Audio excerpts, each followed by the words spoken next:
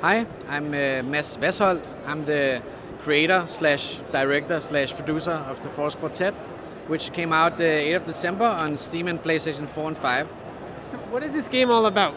Well, it's about a jazz band that lives in the woods because they got like sort of inspired by the nature and the calmness. And the game starts after the lead singer has tragically passed away. The band has decided to do a farewell concert in her memory, but they don't have the will to play.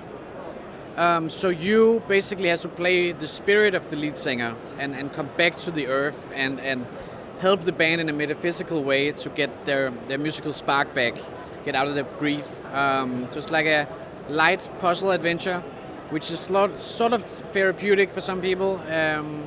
Very short, but very calm and just, I would say, quite saturated, rich experience. What are some of the challenges when making a game and directing a game that's very music focused as aside from like action focused? Well, it's music focused. It's not that music focused in terms of gameplay. It's not. A lot of people think it's like a rhythm game or a play the right melody game or whatever, but it's not. I'd say the challenge has been to thematically tell the story. So what you do in the game has to resonate with the story, and that has been hard because you're playing in a metaphysical world. You're a spirit, and how do you help someone in the physical world? That has been hard. So you did the sound design for your game too. What are some of the challenges and things you deal with when creating unique sounds for your game to make it separate itself from other games out there? There's been absolutely no challenge making the sound. The sound was the easiest, most fun thing to do.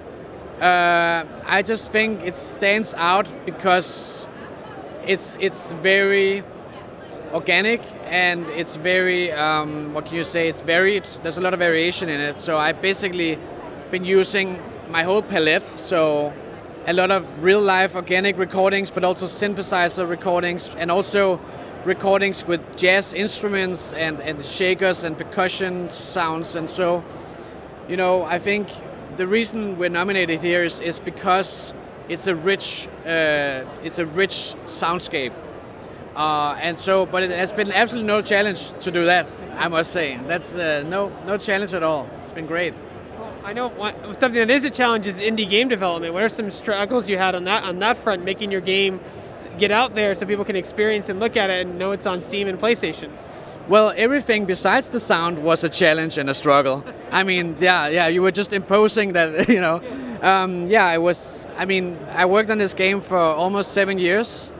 And when I started out, I had no studio and I had no funding and very little experience. At least as a game developer, I had very little experience. So the struggle was definitely, first of all, getting to make a prototype that was appealing. And once I got there, I had to work more. I started getting funding, and that was a struggle in itself, a challenge in itself.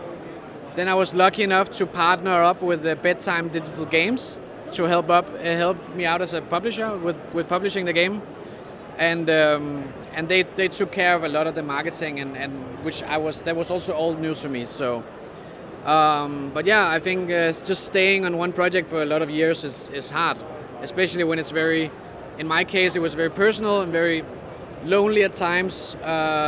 Many times I was alone on it, and sometimes I could hire people. So that was some of the struggles to work on something very lonely, in a very lonely way. 7 years is a long time for game dev, yeah. Yes. That was part-time work, I'm guessing, a passion project that you were dabbling here or there, or was that 7 years full-time? I mean, it was full-time for a lot of periods, and you can say it was part-time for as also the part-time.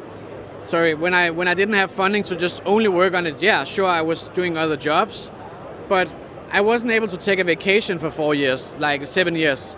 Like I could go on vacation, but I would feel stressed. I would feel guilty.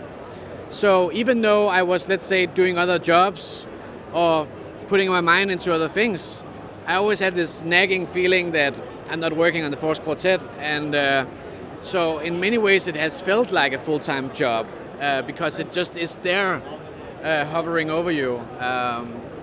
And so I also feel like my next project is supposed to be less intense, and I'll try to keep more distance to it.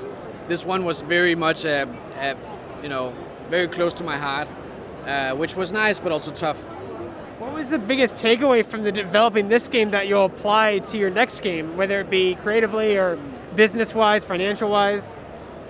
Biggest takeaway would be to do more prototypes before polishing stuff. And I think that's a really hard one, actually, especially when you come more from art and animation, which I do. You want things to look and feel good before anything else, and then you forget about the gameplay. So, yeah, hardcore, lame, gray box prototypes is what I need to do more of.